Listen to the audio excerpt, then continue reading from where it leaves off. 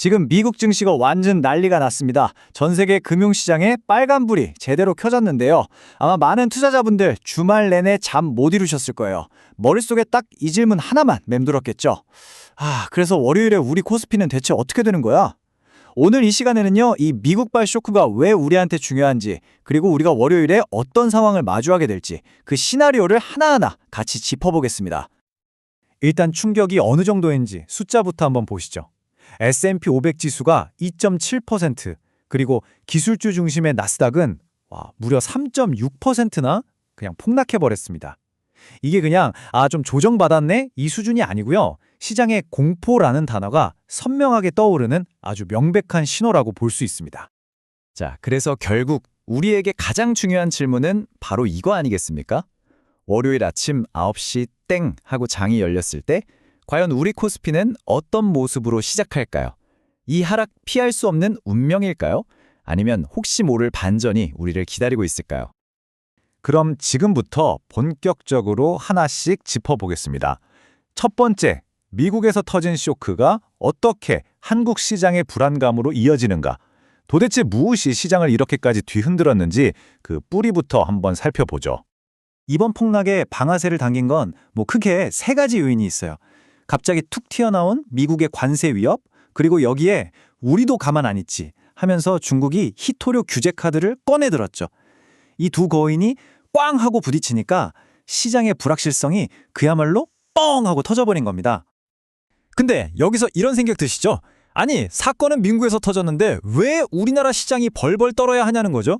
그 핵심적인 연결고리, 바로 미국과 한국의 파급 효과에 대해서 두 번째 파트에서 알아보겠습니다.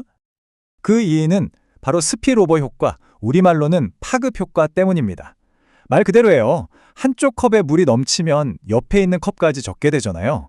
한 금융시장의 충격이 지리적으로는 아무 상관없어 보이는 다른 나라 시장에까지 연쇄적으로 영향을 미치는 현상이죠. 전 세계 경제가 이렇게 그물망처럼 얽혀있는 지금은요, 이 효과가 그 어느 때보다도 강력합니다. 이 관계는요, 정말 신기할 정도로 명확한 패턴을 보여요. 우리가 흔히 공포지수라고 부르는 미국 시장의 VX 지수가 막 위로 치솟을 때, 그러니까 미국 투자자들이 불안해, 무서워 할수록 우리 코스피 지수는 아래쪽으로 압력을 받는 경향이 아주 뚜렷했습니다. 쉽게 말해서 미국의 공포가 태평양을 건너와서 우리 시장의 투자 심리까지 꽁꽁 얼어붙게 만드는 거죠. 자, 그럼 이제 가장 중요한 부분으로 넘어가 보겠습니다. 이 모든 상황을 종합했을 때 월요일 우리 시장이 맞이할 수 있는 세 가지 시나리오는 과연 무엇일까요? 월요일 우리 앞에는 크게 세 갈래 길이 놓여 있습니다. 최악의 시나리오는 외국인 자금이 썰물처럼 빠져나가면서 개장하자마자 급락하는 그림이고요. 두 번째는 파는 쪽이랑 사는 쪽이 팽팽하게 힘겨루기를 하는 거죠. 하루 종일 오르락내리락 하다가 결국 제자리 걸음으로 끝나는 혼조 상황입니다.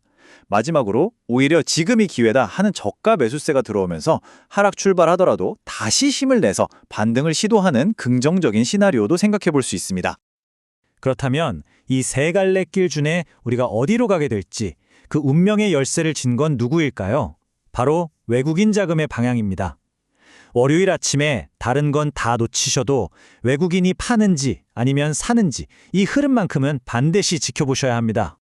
좋습니다. 그럼 이렇게 시장이 막 흔들릴 때 우리는 어떻게 대응해야 할까요? 마지막 파트, 변동성을 돌파하는 우리들의 투자 전략에 대해 이야기해 보겠습니다. 투자자를 위한 핵심 전략, 딱 세 단계로 정리할 수 있어요. 첫째, 제가 계속 강조했죠. 외국인 자금 흐름을 실시간으로 확인하는 겁니다. 둘째, 이런 폭풍 속에서도 꿋꿋하게 버틸 수 있는 기초 체력이 튼튼한 업종에 집중하는 지혜가 필요하고요. 그리고 마지막으로 어쩌면 이게 제일 중요한데요. 감정에 휩쓸려서 섣불리 움직이기보다는 내가 원래 세워뒀던 나만의 원칙과 계획을 끝까지 지켜내는 겁니다. 이것들 말고도 월요일에 우리가 꼭 체크해야 할 몇 가지 변수들이 또 있습니다. 외국인 자금 방향은 물론이고요. 시장이 불안할 때마다 꼭 위로 튀는 원달러 환율의 움직임, 그리고 혹시 시장을 안정시키기 위한 정부나 금융당국의 발표가 있는지, 또 주말 사이에 우리가 모르는 새로운 국제 뉴스는 없었는지도 꼼꼼하게 살펴봐야 합니다. 결국 오늘 우리가 나눈 모든 이야기의 핵심은 이 한 문장으로 요약될 것 같습니다. 변동성이 높은 시기에는 빠른 반응보다 차분한 전략이 훨씬 더 중요하다.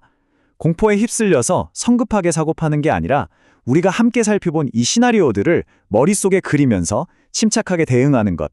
그것이 지금 우리에게 가장 필요한 자세입니다. 자, 이 모든 정보를 바탕으로 이제 여러분은 어떻게 생각하시나요? 다가오는 월요일 코스피, 과연 이 세 가지 시나리오 중에 어떤 길을 걷게 될까요? 댓글로 여러분의 날카로운 의견을 한번 남겨주세요.